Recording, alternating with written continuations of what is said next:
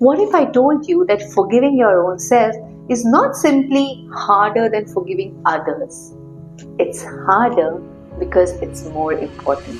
Think about it. When you're forgiving others, you are freeing them from your anger, right? But when you are forgiving your own self, you free yourself from the pain. Today, let's unpack the truth about self forgiveness and why learning this might be the key towards finding peace within. Now, why is forgiving ourselves so much harder? Well, it's because our mistakes feel more personal. It's like a flaw in our character and not just a bad decision. When someone else hurts us, we can say it's on them. But when we mess up, it feels like a reflection of who we are at our core. Think about it. Every time you replay that moment in your mind, whether it's an opportunity that you missed, the mistake that you made, or the harsh words that you said, you are not just remembering what happened, you are judging yourself over and over again. And unlike forgiving someone else, there is no external apology to heal the wound. You are stuck in a loop, playing the roles of both the person who hurt you and the person who needs to heal. And on top of that, we believe that our guilt is serving a purpose.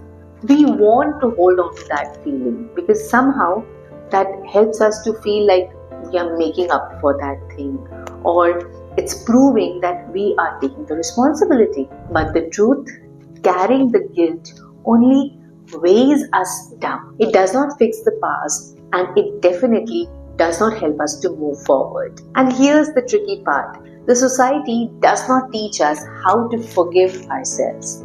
We are always told to take responsibility, take accountability of our actions. But they never tell that accountability and self-forgiveness, they go hand in hand. So if you have been struggling to let go of your mistakes, you're not alone. The reason why self-forgiveness is so hard is not because you are weak. It's because you need to be vulnerable and courageous both at the same time. And this is something that most of us have not been taught up till now. So what does self-forgiveness actually mean? Let's start by telling what it's not. It's not about excusing for what you did. And it's not about pretending that the particular thing never happened. And it's not a free pass to commit the same mistakes again. Self-forgiveness is about acceptance. Acknowledging that you are human, that you are flawed, and committing mistakes is just a part of the deal. At its core, self-forgiveness is an act of self-compassion. Just imagine, how would you comfort your close friend who is feeling the same guilt just as you? Would you repeat all those things in front of him? Would you tell him that you are unworthy? Definitely not. You are going to tell him that it's okay. Let's look at the learnings. What is it that we can improvise? How we can make things better, isn't it? But here's the hard truth. Self-forgiveness is not just a decision. It's a process. It begins with owning up to what happened and not just sugarcoating it or shifting the blame. This takes courage. The second step, reflecting to why it happened. Not because you need to punish yourself, but to understand your own self and your actions better. And here's the part that no one talks about enough. Self-forgiving is about releasing yourself from the weight of that guilt. It's about telling yourself that, okay, I did what I could have done based on the knowledge, based on whatever I knew at that moment of time. Now onwards, I'll do it better because I know what happened back then and I'm not going to repeat it again. It's about finding a balance between accountability and compassion. Ultimately, self-forgiveness is about taking your power back. As long as you let that guilt dictate over how you see yourself, you'll always be stuck at that moment. But when you choose to forgive yourself, you are saying, this mistake does not define who I am. What I do next, that will. And that's where your freedom begins. Let's break self-forgiveness into practical steps that you can start from today onwards. The first step in forgiving yourself is to face what you have done.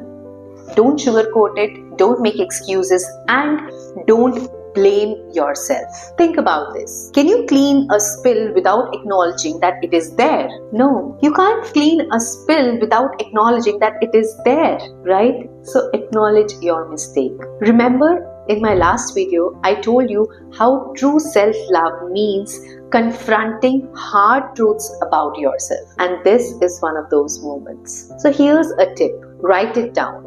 Grab a journal. You can use your laptop or your phone, but note down and focus on the facts. What happened? Write it down. This creates a mental separation between you and your actions, making it easier for you to move forward. When you are hurting from your mistakes, it's very tempting to fall into that spiral of self-pity, but that will only keep you stuck. Instead, treat yourself with the same understanding as you would offer your close friend. Think it this way. Would you constantly remind your friend about their past mistakes? Probably not. So why do it with yourself? So the next time you catch yourself criticizing for your past actions, try replacing that inner dialogue with, what can I learn from this? See, growth and guilt, they cannot coexist. So choose growth. Sometimes the best way to forgive yourself is to change the impact of what you have done, if that's possible. But even when it's not possible, you can still take some steps to honor the commitment to do better. For example, apologize to the person that you may have hurt, or volunteer or mentor or contribute positively in some or the other way. This creates a sense of redemption even when the exact situation cannot be fixed.